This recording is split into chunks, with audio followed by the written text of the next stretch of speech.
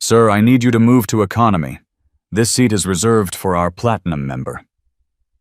30,000 feet above Chicago. James Carter sits in seat 2A, reviewing quarterly reports on his tablet. The Wall Street Journal lies folded beside his coffee cup. A blonde flight attendant approaches with a practiced smile. I'm sorry, but you'll need to gather your things now. James looks up calmly. His boarding pass clearly shows first class purchased 3 weeks ago. The attendant's smile fades as he doesn't immediately comply. Around them, passengers begin to notice. Phones emerge from pockets. A woman in 3B starts her live stream. Drama happening in first class right now. James closes his tablet, sets down his coffee. His expression remains composed, unreadable. Have you ever been dismissed before anyone knew what you were capable of achieving? This is one of those real-life stories that reveals how black stories of discrimination still unfold today. These touching stories remind us that life stories of prejudice happen even at altitude. Jessica Morrison, 26. Blonde hair pulled into regulation bun stands, with clipboard pressed against her Navy uniform. Her smile carries the artificial warmth of customer service training. Behind her, passengers crane necks to observe the unfolding drama. Mr. Davidson's assistant called ahead. He requires this specific seat for medical reasons. I'll need you to move immediately. James Carter, 42, wearing a charcoal Tom Ford suit, examines his boarding pass. The ticket clearly displays seat 2A first class with today's date.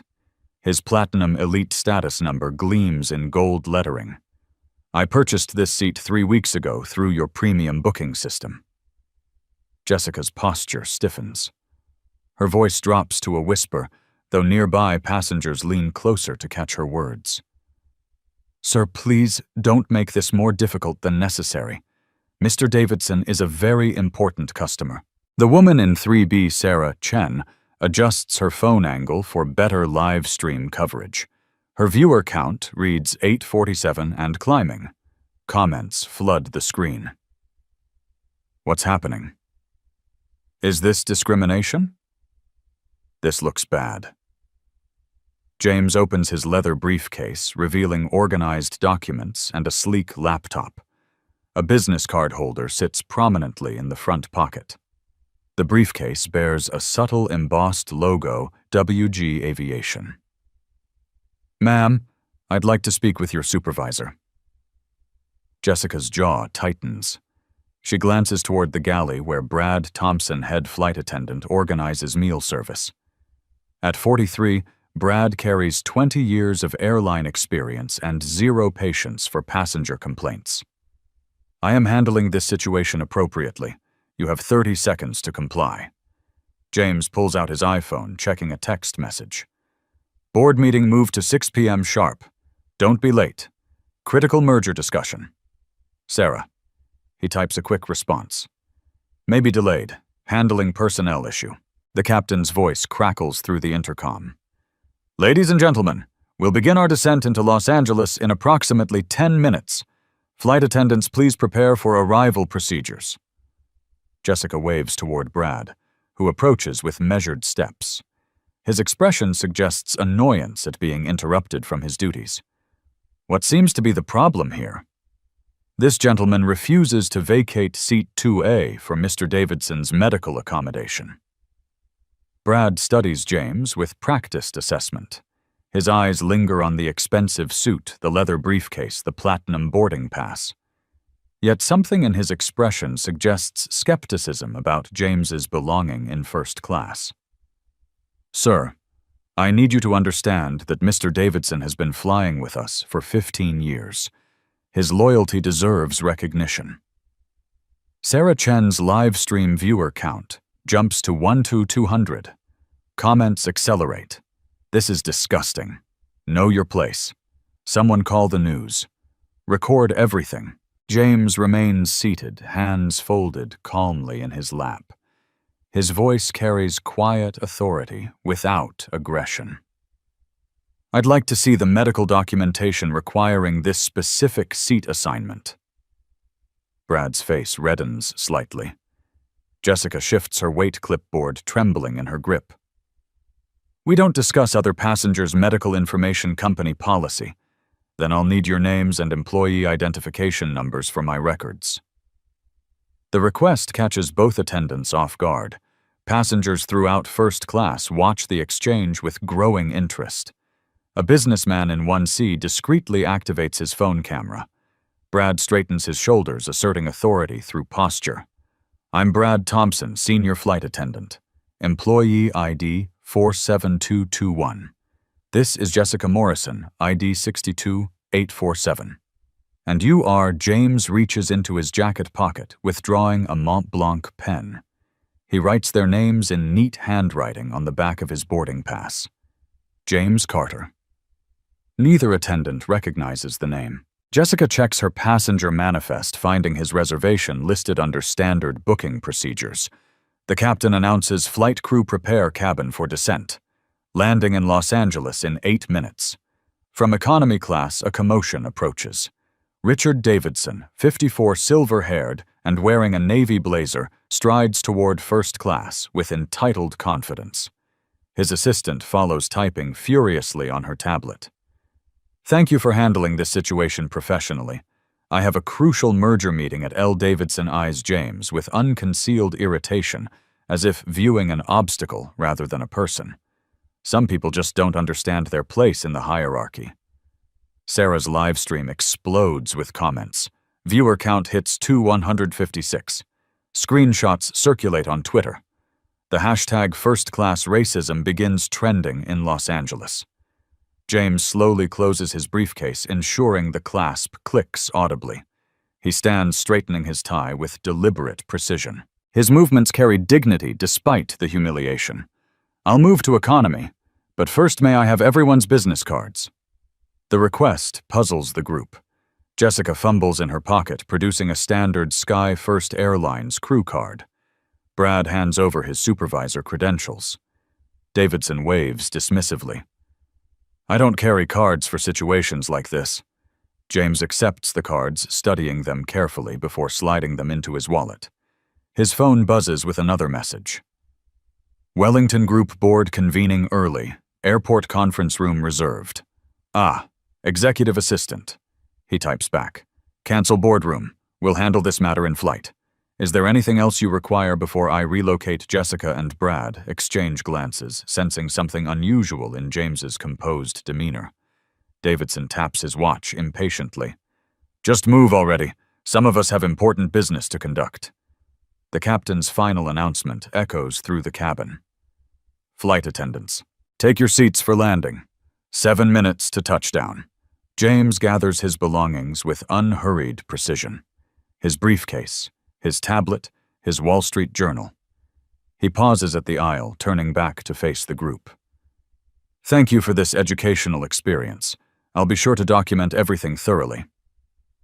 As he moves toward economy, Sarah's live stream captures his dignified exit. Comments pour in supporting him, condemning the crew's behavior, demanding accountability. None of them realize they've just humiliated the owner of their airline. James Carter settles into seat 14B, wedged between a college student wearing headphones and a businessman reading emails. The economy cabin buzzes with whispered conversations about the first-class incident. Passengers crane their necks, trying to glimpse the man who was publicly displaced. Sarah Chen continues her live stream from 3B, narrating events for her growing audience of 3,147 viewers. Comments stream across her screen faster than she can read them. This is absolutely unbelievable, guys. They literally kicked this well-dressed black man out of first class for some white guy who claims medical needs. Meanwhile, Richard Davidson spreads documents across the vacated seat, 2A phone press to his ear, discussing quarterly projections with his Los Angeles team. Make sure the Henderson Group representatives understand we're acquiring their Pacific routes. This deal closes tomorrow.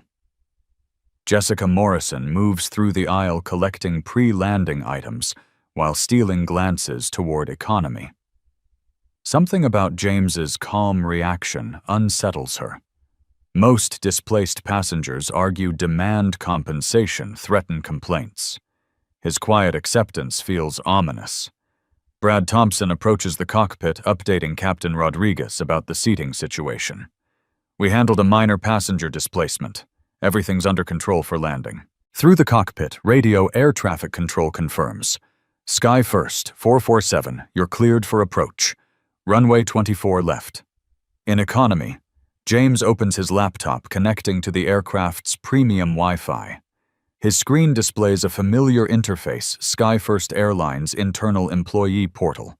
He navigates to the Human Resources section, accessing disciplinary procedures and company policies. Section 12.4 of the Employee Handbook appears on his screen. Anti-discrimination policy.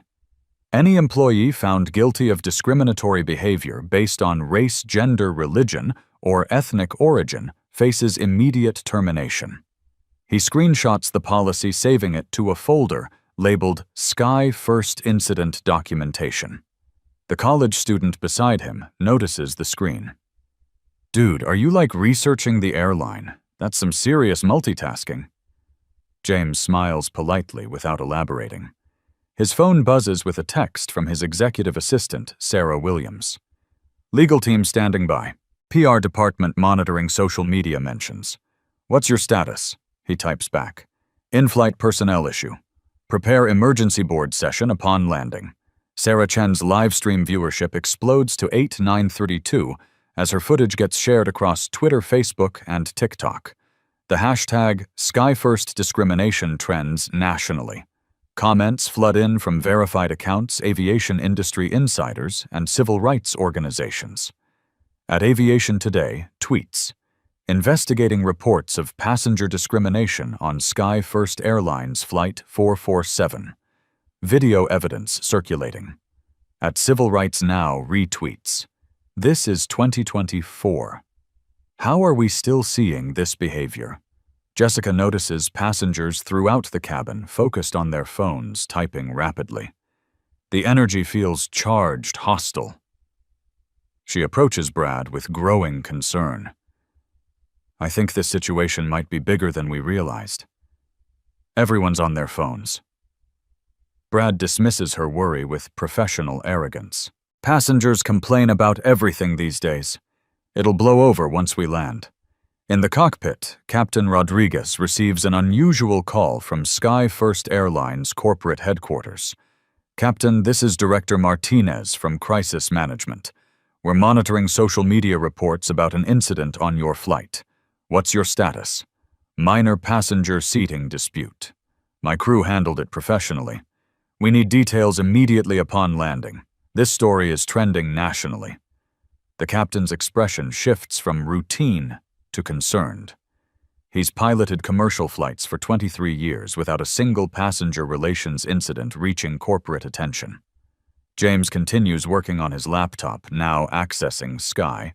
First quarterly financial reports, revenue figures, profit margins, customer satisfaction scores, discrimination complaints, statistics. His executive assistant forwards him real-time social media monitoring reports. The data tells a troubling story. Sky First customer satisfaction dropped to 3.2 out of 5 stars over the past 6 months. Discrimination complaints increased 47% in Q3. Legal settlement costs reached $2,300,000 annually. Davidson ends his phone call, satisfaction evident in his posture. He believes his influence resolved the seating problem efficiently. Jessica brings him champagne and warm towels, treating him like airline royalty. "Thank you for your loyalty to Sky First, Mr. Davidson. We always take care of our most valued customers. That's why I've flown exclusively with your airline for 15 years. You understand hierarchy and proper service." Unknown to Davidson, his transportation contracts with major corporations total $700,000 annually through Sky First's corporate booking system. His company, Davidson Industries, relies heavily on airline partnerships for executive travel. Sarah's live stream captures Davidson's smug satisfaction, contrasting sharply with James's dignified displacement. Comments explode with outrage. "This man is disgusting. How is this legal in 2024? Someone needs to identify these people. Justice for the man they kicked out." The aircraft's wheels touch LAX runway 24L with a gentle bump. Passengers applaud, following airline tradition. The captain's voice announces successful arrival in Los Angeles. "Ladies and gentlemen, welcome to Los Angeles International Airport. Local time is 3:47 p.m. As the plane taxis toward the gate, James closes his laptop and carefully organizes his documents. He pulls out his business card holder, selecting several cards from different companies under the Wellington Group umbrella. His phone displays 17 missed calls from board members, legal counsel, and public relations directors.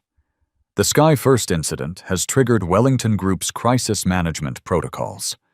Jessica begins preparing for passenger deplaning, still unaware that her actions have created a corporate emergency. Brad reviews standard post-flight procedures, oblivious to the career-ending mistake he's made.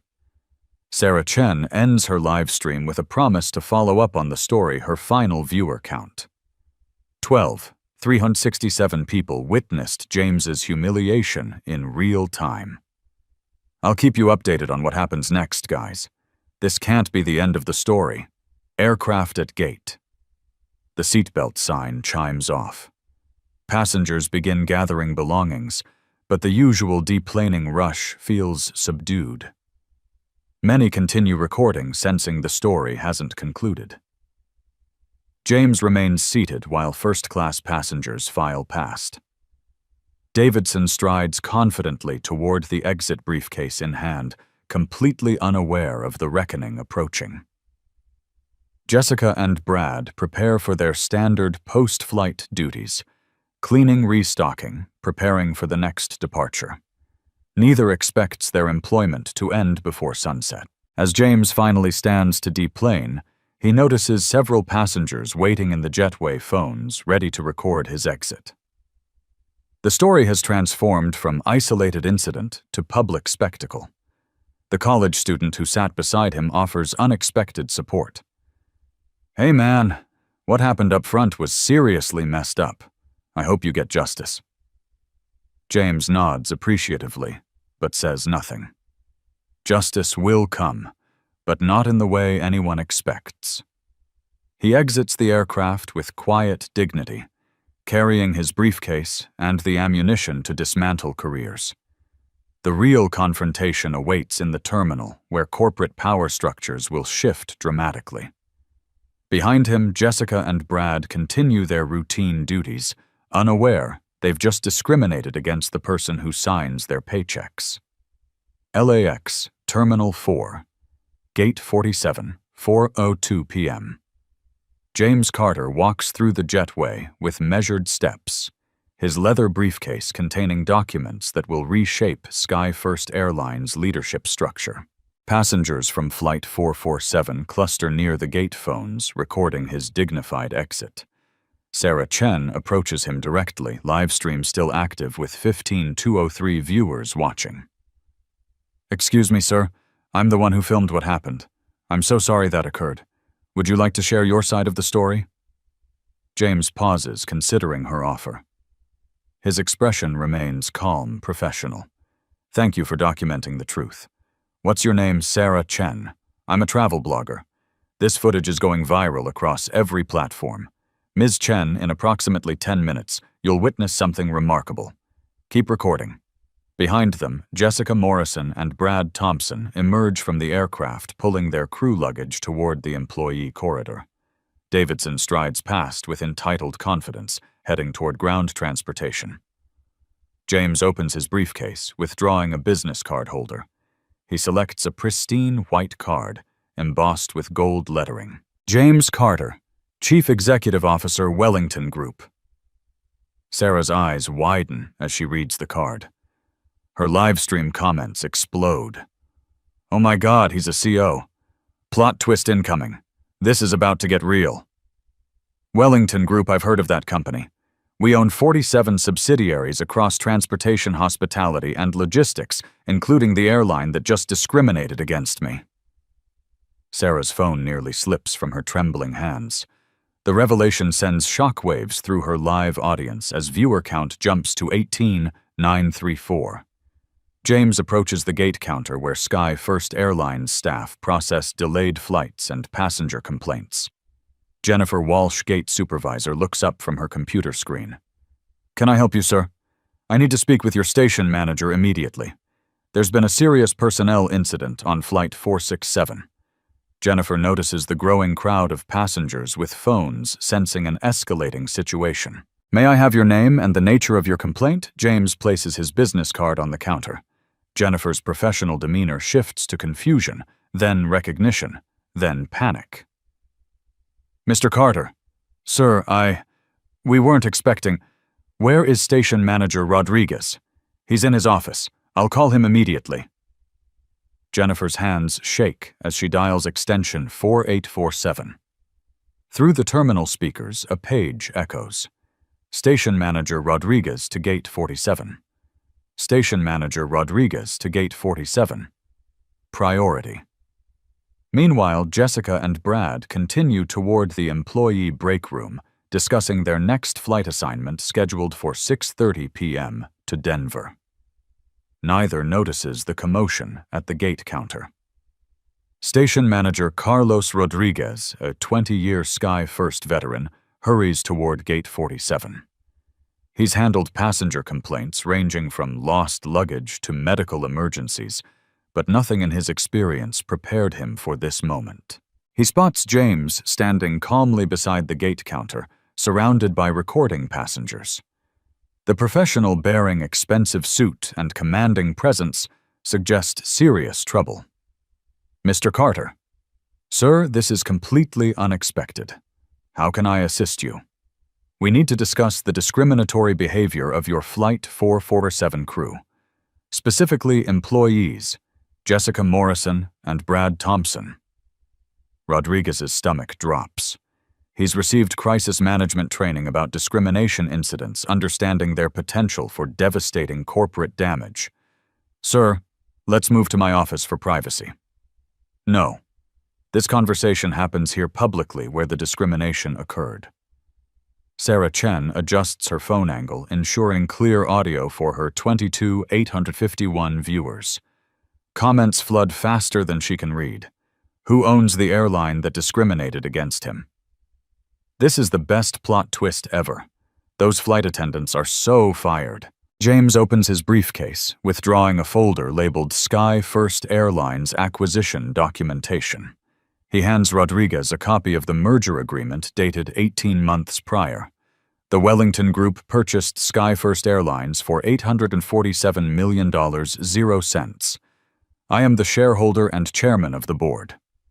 Rodriguez studies the documents, his face draining of color. The signature's corporate seals and legal language confirm James's claims. He's just witnessed his employees discriminate against their ultimate boss. Sir, I had no knowledge of the incident until this moment. Please accept my sincere apologies. Apologies don't address systemic discrimination. Your crew violated Company Policy Section 12.4, Federal Aviation Regulations, and Basic Human Dignity. Behind them, Jessica and Brad finally notice the crowd at Gate 47. They approach curiously, still unaware of the unfolding catastrophe. What's all the commotion about Rodriguez rarely handles passenger complaints personally? As they draw closer, Jessica recognizes James from the flight. Her confusion deepens, seeing him in intense discussion with their station manager. That's the passenger from seat 2A. Why is he still here? Brad squints at the scene, noticing the corporate documents, the recording phones, the station manager's distressed expression. Something's not right. Rodriguez looks terrified. James continues his methodical presentation, withdrawing quarterly discrimination reports from his briefcase. Sky First received 47 discrimination complaints in Q3 alone. Legal settlements cost $2,300 annually. Customer satisfaction dropped to 3.2 stars, largely due to service equality issues. Rodriguez nods helplessly, recognizing the corporate data he reports monthly to headquarters. "Sir, we've implemented sensitivity training programs. Training without enforcement is meaningless. Your crew just proved that." Sarah's live stream viewer count peaks at 31,402 as word spreads across social media platforms. Aviation industry journalists begin reaching out for official statements. James pulls out his phone, speed dialing his executive assistant. "Sarah, it's James. Convene an emergency board meeting for 5 p.m. Conference Room A at LAX corporate offices. Full disciplinary review for Sky First personnel." He ends the call, turning back to Rodriguez. "You have 45 minutes to locate Jessica Morrison and Brad Thompson. They're required at the board meeting for formal termination procedures." Rodriguez radio crackles. "Station manager, we have Jessica and Brad approaching your location." The two flight attendants push through the crowd, finally comprehending the severity of their situation. Jessica's face goes pale, seeing James's business card on the counter. "Is that... No, that can't be real." Brad reads over her shoulder. "James Carter, Chief Executive Officer, Wellington Group. Wellington Group owns our airline." The realization hits simultaneously. They've discriminated against their own CEO during a routine flight. Their careers' pensions and professional reputations face immediate termination. Jessica's voice cracks. "Mr. Carter, sir, I had no idea. If I had known you had no idea because you assumed I didn't belong in first class, based solely on my appearance." James's tone remains calm, factual, devastating. "Your assumption violated company policy, federal regulations, and basic professional standards. Warning. Brad attempts damage control. Sir, this was clearly a misunderstanding. We can resolve this internally. There's no misunderstanding. Ms. Chen's live stream documented everything. 28,000 people witnessed your discriminatory behavior in real time." Sarah holds up her phone, showing the viewer count and comment stream. Both flight attendants realize their actions have been broadcast globally. From across the terminal, Davidson approaches with his driver, unaware of the corporate earthquake occurring at Gate 47. He spots the crowd and recognizes James at the center. "What's that troublemaker doing now?" "Some people never know when to quit." His driver, Jorge Martinez, has worked LAX transportation for 12 years and recognizes developing situations. "Mr. Davidson, that looks like serious business. Maybe we should leave quickly." But Davidson's arrogance compels him forward, eager to witness James receive additional humiliation. "I want to see how this ends. He needs to learn respect for authority." As Davidson approaches the crowd, James notices him and smiles quietly. The final revelation approaches, one that will cost Davidson far more than airline loyalty points. LAX Corporate Conference Room, 4:47 p.m. The emergency board meeting convenes in Sky First Airlines Executive Conference Room, a glass-walled space overlooking the terminal's bustling activity. James Carter sits at the head of a mahogany table, flanked by his legal counsel and Wellington Group executives, who arrived within 30 minutes of his call. Station manager Rodriguez escorts Jessica Morrison and Brad Thompson through the door, both wearing expressions of professional dread. Neither has showered or changed from their uniforms. Jessica clutches tissues, her makeup smudged from tears. Sarah Chen positions herself in the adjacent corridor, live streaming through the conference room's glass walls. Her viewer count stabilizes at 42,167 as news outlets begin covering the story in real time. James opens a leather portfolio containing financial documents, legal precedents, and employee disciplinary procedures. His movements carry the precision of someone who has dismantled careers before. Miss Morrison. Mr. Thompson, please state your employee identification numbers for the record. Jessica's voice barely audible. 62-847. Brad straightens defensively. 47-291. Sir, I want to emphasize that our actions followed standard passenger accommodation procedures. James's attorney, Rebecca Chen, no relation to Sarah, activates a digital recorder and spreads documents across the table. Standard procedures don't include racial profiling. Let's review the evidence. A large monitor descends from the ceiling, displaying Sarah's live stream footage from Flight 447. The video shows Jessica's initial approach, her dismissive tone, and Brad's authoritative intervention. Comments from viewers provide real-time public reaction. James connects his laptop to the display system, revealing Sky First Airlines' corporate structure and financial performance metrics. Wellington Group acquired Sky First Airlines 18 months ago for $847 million. Current quarterly revenue $2, $100, $1,000, $0. Customer satisfaction rating 3.2 out of 5 stars. The numbers fill the screen in stark accusatory detail.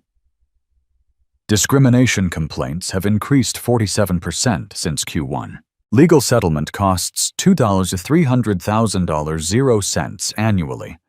Today's incident adds potential exposure of $15 $20 million in punitive damages. Rodriguez shifts uncomfortably, recognizing data he reports monthly to corporate headquarters, without realizing he was reporting to James directly. Your discriminatory behavior threatens shareholder value, regulatory compliance, and brand reputation. Jessica attempts an apology. Mr. Carter, if I had known you were our CEO. Stop. Your conditional respect is exactly the problem. You should treat every passenger with dignity, regardless of their corporate position. Attorney Rebecca Chen presents Federal Aviation Administration regulations on passenger rights and anti-discrimination policies. FAA Regulation 14. CFR 382.7 prohibits discrimination based on race, color, national origin, religion, sex, or ancestry in air transportation. Violations carry fines up to $37,377.00 per incident. She slides violation reports across the table. Jessica and Brad scan the documents, realizing the federal implications of their actions.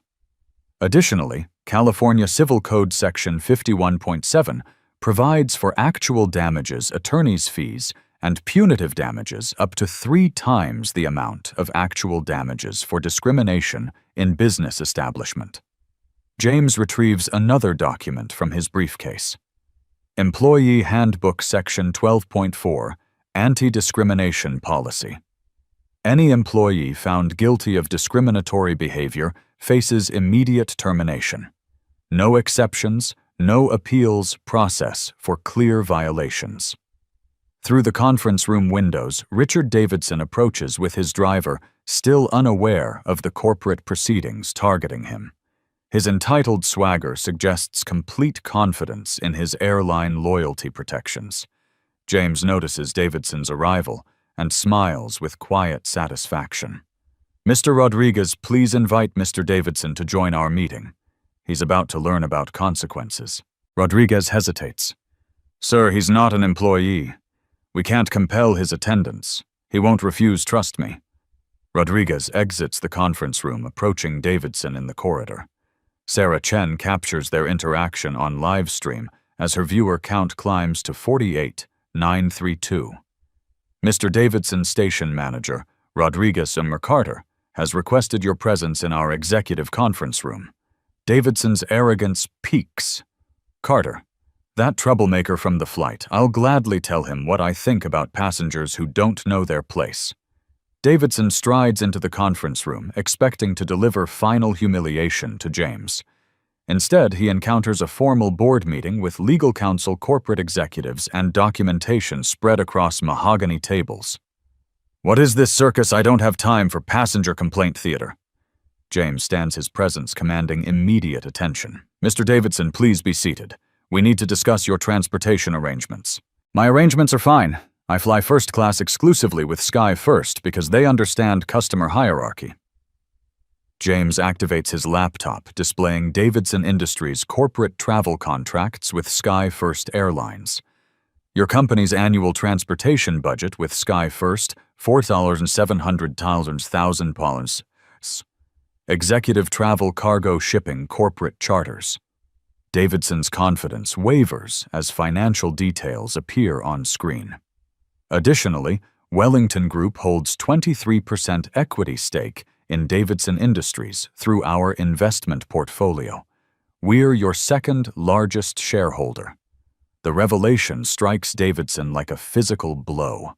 His company's quarterly board meetings include Wellington Group representatives.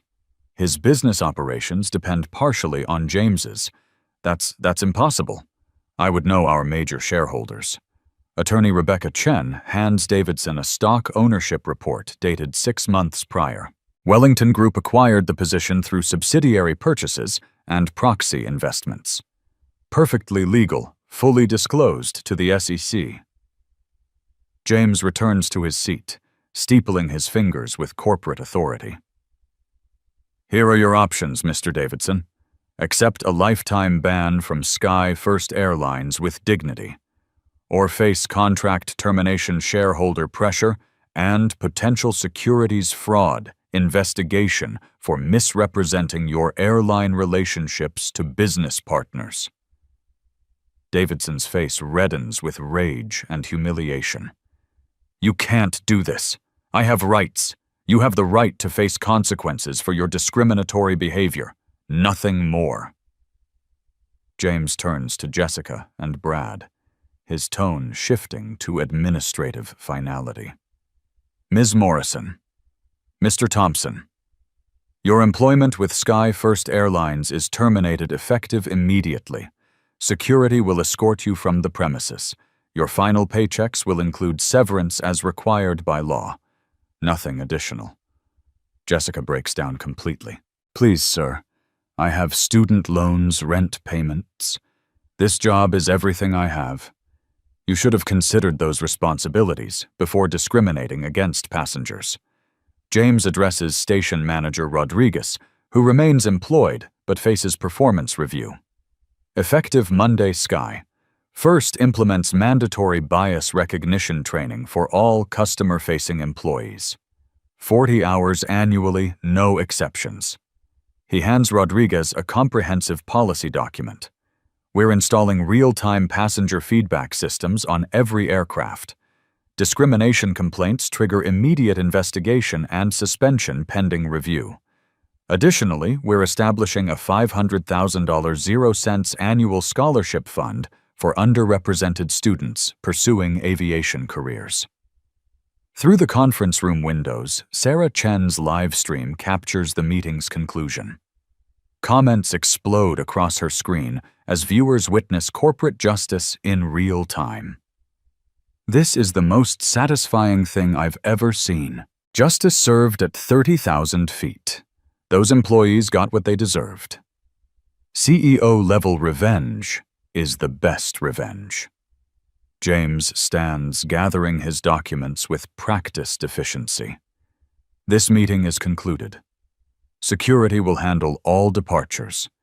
Ms. Chen, thank you for documenting truth. Your footage prevents future denials." As the participants file out, Davidson attempts one final desperate appeal. "James, we can work something out. Business to business. There's nothing to work out. Actions have consequences, Mr. Davidson. You're about to learn that lesson comprehensively." Jessica and Brad exit under security escort, their airline careers ending in corporate conference room humiliation. Davidson follows reluctantly, his privilege evaporating under legal and financial pressure. James remains behind, reviewing quarterly reports that will now include today's discrimination incident, employee terminations, and policy implementations. His phone buzzes with a text from his executive assistant. Media requests flooding in. JCNN MSNBC wants statements. How should we respond? He types back.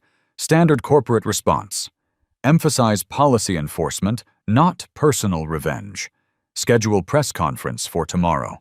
The corporate showdown concludes with systematic transformation rather than emotional satisfaction. James has proven that sustainable change requires structural power, not temporary victories. Outside the conference room, Sarah Chen ends her live stream with a promise to follow the story's continuing developments. Her final viewer count, 67,891 people, witness corporate accountability in action. SkyFirst Airlines corporate headquarters, 9:43 p.m. The emergency board meeting concludes with James Carter standing before floor-to-ceiling windows overlooking LAX's runways. Aircraft taxi in organized patterns, carrying passengers who expect dignity regardless of their appearance or background. His phone displays 17 messages from major news outlets requesting interviews. CNN, Fox Business. The Wall Street Journal and Aviation Week all want exclusive access to the story that's trending globally across social media platforms. James dictates a response to his executive assistant through hands-free calling. Draft a press release emphasizing systemic policy changes, not individual punishments. Schedule a press conference for tomorrow at 10 a.m. Focus on industry-wide discrimination prevention. Behind him, station manager Rodriguez organizes the terminated employees' final paperwork. Jessica Morrison and Brad Thompson face unemployment professional reputation damage and potential legal liability for their discriminatory actions. Security escorts Jessica and Brad through employee corridors toward the parking structure. Other SkyFirst staff watch their departure with mixture of curiosity and concern. Word spreads quickly through airline employee networks about discrimination terminations. Jessica clutches her final paycheck and termination letter, reading the official language. Employment terminated for violation of Company Anti-Discrimination Policy Section 12.4. Effective immediately with cause. Brad attempts to maintain dignity during the humiliating exit. This will be overturned. Unions protect against wrongful termination. The security officer Maria Santos has worked LAX for 8 years and various employee dismissals. She responds without sympathy. Discrimination violations aren't protected by union contracts. You're done. In the parking garage, Jessica calls her roommate through tears. I lost my job. Everything's gone. It's all over social media. Her friend Jennifer watches Sarah Chen's live stream replay. Girl, you discriminated against the CEO of your own airline. This is national news. You're trending on Twitter. Richard Davidson sits in his black Mercedes phone pressed to his ear with his company's general counsel. The conversation grows increasingly heated as legal implications become clear. Richard Wellington Group holds significant voting rights in our company. They can influence board decisions, executive compensation, strategic partnerships. How was I supposed to know some random passenger owned our airline? That's exactly the problem. You treated him like some random passenger based on racial assumptions. Davidson's driver, Jorge Martinez, observes the conversation while navigating LAX traffic. He's transported hundreds of business executives and recognizes when powerful people face consequences for their behavior. Sir, maybe we should focus on damage control rather than justification. Davidson ends his call with corporate counsel immediately dialing his public relations firm. We need crisis management. The airline incident is exploding across every platform. His PR director, Amanda Stone, has already reviewed the viral footage. Richard. There's no spinning this. You publicly supported discrimination against the airline's CEO. We're recommending immediate public apology and sensitivity training. James returns to his temporary LAX office, where his team has assembled comprehensive policy reform documents.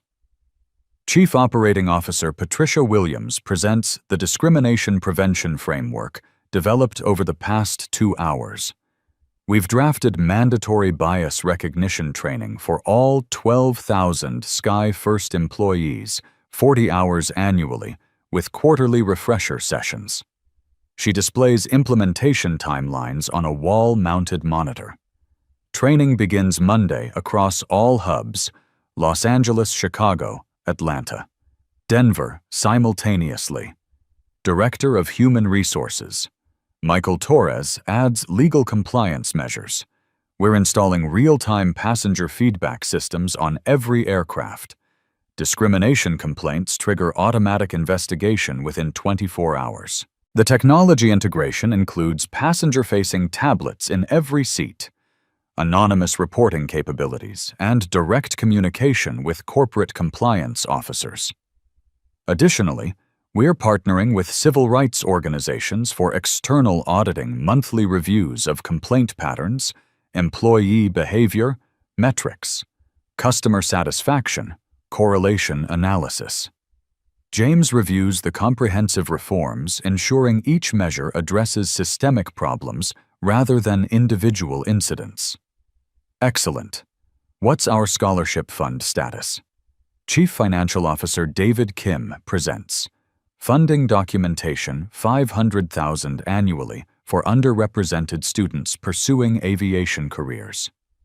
Partnerships established with Howard University Tuskegee Airmen Foundation and Women in Aviation International.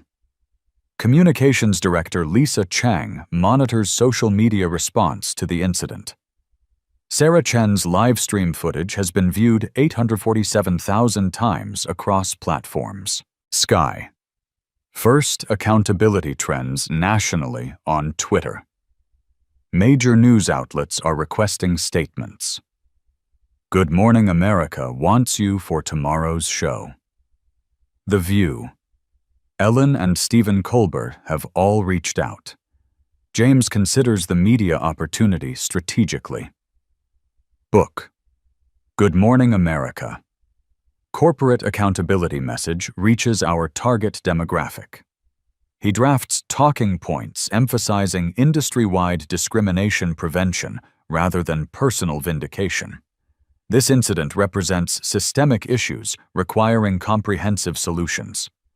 Throughout Sky First's operations network, employees receive emergency bulletins about updated anti-discrimination policies. The message comes directly from CEO Carter, carrying unprecedented corporate authority. Flight attendant Maria Rodriguez in Chicago reads the company-wide email. Effective immediately, any discriminatory behavior results in immediate termination. No warnings, no second chances. Her colleague James Park discusses the implications during their crew briefing. 2 people lost their jobs in 1 day. Corporates not playing games anymore. Ground staff at Denver International Airport review the policy changes during shift meetings. Supervisor Carol Martinez emphasizes the severity. Treat every passenger with identical respect. Your job depends on it. Attorney Rebecca Chen negotiates with federal regulators regarding FAA compliance measures. The discrimination incident triggers Department of Transportation oversight and potential civil rights investigation. DOT is requiring quarterly discrimination prevention reports. We'll submit passenger complaint data, employee training completion rates, and incident response timelines. She presents legal exposure analysis. Current incident exposure ranges from $2,000 $5 million in federal fines. Our proactive policy changes should minimize penalties. James approves comprehensive legal compliance measures, full cooperation with federal oversight. We become the industry standard for discrimination prevention.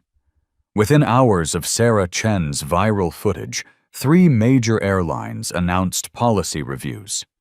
Delta American and United issue statements about discrimination tolerance and passenger rights protection. Aviation industry publication. Flight Global reports. SkyFirst Airlines incident triggers sector-wide discrimination policy examination. Carter Group's response sets new accountability standards.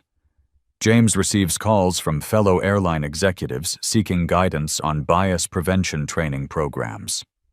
His company's crisis response becomes a template for industry-wide reform. At Los Angeles International Airport, ground crews discuss the incident during shift changes. Baggage handler Roberto Santos tells his supervisor that CEO handled it perfectly. No shouting, no threats, just consequences. TSA officers review their own anti-discrimination protocols, recognizing similar vulnerabilities in passenger screening procedures. The SkyFirst incident highlights aviation industry-wide bias problems. Passenger advocacy groups praise James's systematic approach to discrimination prevention. Civil rights organizations request partnerships for ongoing oversight and policy development. SkyFirst Airlines' stock price increases 8% in after-humans trading as investors respond positively to the comprehensive discrimination prevention measures. Financial analysts view the policy changes as risk mitigation for future discrimination lawsuits. Wellington Group's broader portfolio benefits from positive publicity surrounding corporate accountability and social responsibility leadership. James reviews quarterly projections with CFO David Kim. Customer satisfaction should improve significantly. Discrimination complaints will decrease. Legal exposure drops substantially. The financial incentives align with moral imperatives, creating sustainable systemic change rather than temporary public relations victories. As evening approaches, James prepares to leave LAX corporate offices. His phone contains dozens of supportive messages from business leaders, civil rights advocates, and ordinary passengers who witness the live stream. One message from Sarah Chen reads, "Thank you for handling this with such dignity and wisdom. You've inspired real change." James types back, "Thank you for documenting truth." Sunlight remains the best disinfectant for discrimination. He gathers his briefcase containing the same documents that revealed his corporate authority during the flight attendant confrontation. The leather case now holds policy reforms that will prevent similar discrimination incidents across the aviation industry. James's executive assistant confirms his schedule. Press conference at 10 a.m., Good Morning America at 7:15 a.m. EST via satellite board meeting at 2 p.m. to finalize policy implementation. The media appearances will emphasize systematic change over personal vindication, industry-wide reform over individual punishment. As he exits the corporate building, James passes arriving night shift employees reporting for duty. Each carries updated policy handbooks emphasizing dignity, respect, and equal treatment for all passengers. The discrimination that occurred at 30,000 feet has generated ground-level reform affecting thousands of employees and millions of passengers annually. Justice achieved through institutional change proves more powerful than individual revenge. 6 months later, Harvard Business School. James Carter stands before 200 graduate students in the prestigious Baker Library Auditorium. His presentation, Dignity in Business Transforming Discrimination into Systemic Change, has drawn capacity crowds across top business schools nationwide. True leadership means building systems that prevent problems, not just solving them after they occur. The lecture hall's screens display SkyFirst Airlines transformation metrics. Customer satisfaction increased from 3.2 to 4.6 stars. Discrimination complaints dropped 78%. Legal settlement costs eliminated entirely. Professor Janet Morrison introduces the case study that's now taught in MBA programs globally. The SkyFirst Airlines incident demonstrates how individual dignity and corporate responsibility can align for sustainable change. James clicks to the next slide, showing industry-wide adoption of his discrimination prevention framework. 47. Fortune 500 companies have implemented similar policies. The goal was never personal revenge. It was preventing the next person from experiencing humiliation at 30,000 feet. SkyFirst Airlines has become the aviation industry's gold standard for diversity and inclusion.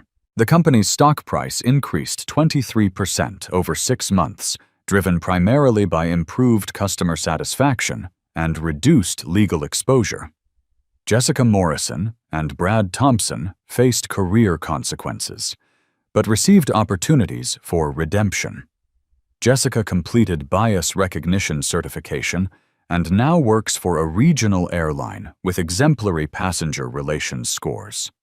Brad enrolled in diversity training and teaches customer service workshops emphasizing dignity and respect. Their stories serve as cautionary tales throughout the airline industry, reminding employees that discrimination carries both moral and financial consequences. Richard Davidson issued public apologies and completed sensitivity training, but his business relationships never fully recovered.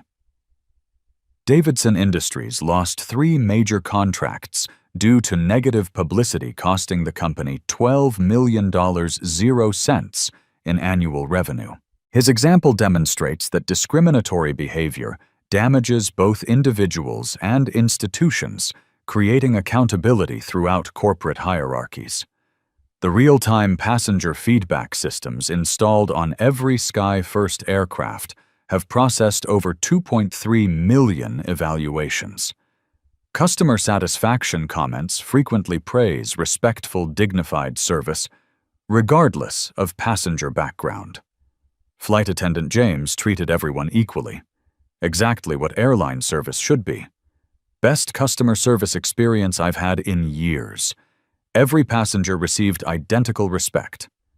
The Scholarship Fund for Underrepresented Aviation Students has awarded $500,000 0 cents annually, supporting 127 students pursuing pilot licenses, aircraft engineering degrees, and airline management careers. Recipients include Sarah Chen, the travel blogger, whose live stream documented the original discrimination. She completed flight attendant training with SkyFirst Airlines, bringing her advocacy experience to customer service excellence. The incident sparked conversations about implicit bias, corporate accountability, and systemic discrimination across multiple industries. Hotel chains, retail companies, and restaurant groups adopted similar policy frameworks. James receives dozens of speaking requests monthly from organizations seeking guidance on discrimination prevention. His Carter method emphasizes institutional change over individual punishment, creating sustainable cultural transformation. Change doesn't require anger. It requires strategy persistence and the courage to demand better systems. During quiet moments, James reflects on the flight that changed an industry. His calm response to discrimination created ripple effects touching millions of lives. The briefcase that revealed his corporate authority now contains policy documents shared with civil rights organizations, government agencies, and international aviation authorities. His dignity under pressure proved more powerful than confrontation. His systematic response more effective than emotional reaction. These real-life stories remind us that touching stories of injustice can spark black stories of triumph. When life stories include discrimination, they can also include transformation. Individual experiences of bias become catalysts for institutional change when handled with strategic wisdom rather than reactive anger. James's example demonstrates that corporate leaders have responsibilities beyond profit margins. They must create environments where dignity isn't conditional on appearance, background, or assumptions. Your story matters. Have you witnessed discrimination in your workplace during travel or in daily interactions? Share your experiences in the comments below. Your voice contributes to conversations that prevent future injustice. Subscribe for more stories of people who transformed challenges into systematic change. Together, we can build institutions that treat everyone with inherent dignity and respect. Share this video with friends, family, and colleagues who believe in accountability and equality. Every share amplifies the message that discrimination has consequences and dignity has power. The flight that began with humiliation ended with transformation. Your actions can create similar change in your community, workplace, and industry. Change doesn't require perfection. It requires persistent commitment to treating others with respect, regardless of their appearance or assumptions about their background. Together, we can ensure that stories like James's become unnecessary because discrimination becomes unthinkable.